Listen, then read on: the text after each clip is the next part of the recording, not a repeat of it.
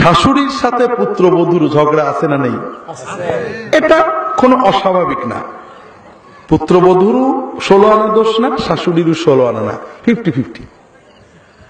কিন্তু কোন পুত্রবধূ যদি তার মনের ব্যথা স্বামীকে বলে স্বামীকে তার পিতা মাতার হক নষ্ট করতে উদ্বুদ্ধ করে, স্ত্রীর কারণে স্বামী পিতা মাতার সাথে খারাপ ব্যবহার করে অথবা ভাই বোনের হক নষ্ট করে, তাহলে ওই স্বামীর আয়ু কমবে, রিজিক কমবে, কোন কৌশলে ঠেকাতে পারবে না।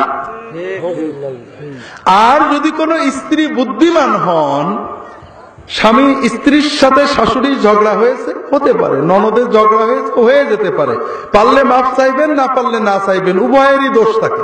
তবে স্বামীকে এই কষ্টের কথা কখনো বলবেন না, বরং আপনার সাথে স্বামীর আয়ু বাড়ানোর জন্য, স্বামীর রিজিক বাড়ানোর জন্য আপনি অবশ্যই স্বামীকে বলবেন যে তোমার আব্বা আম্মার সাথে ভালো আচরণ করো, তাদের হক দাও, ভাই বোনের হকটা অন্তত দাও, ক্ষতি করো না।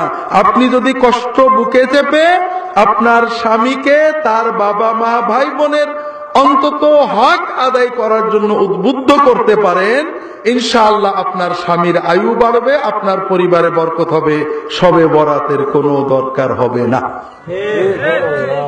তবে এটাতে আমাদের লস আছে, কথা বোঝেন, আমাদের লস আছে না? প্রথম লস আমাদের দাওয়াত হয়ে যাবে। দ্বিতীয় আরেকটা লস আছে, আপনাদের বলতে চাইছিলাম, আপনারা যদি এভাবে পরিবারে শান্তি এসে যায়, আমাদের কি কেন জানেন? যত তাবিজ তদবির অধিকাংশই কিন্তু পারিবারিক অশান্তির জন্য। এতে আমাদের টাকাও মানুষ বেশি দেয়। এখন যদি আপনাদের সব শান্তি এসে যায়, আমাদের কি লস না?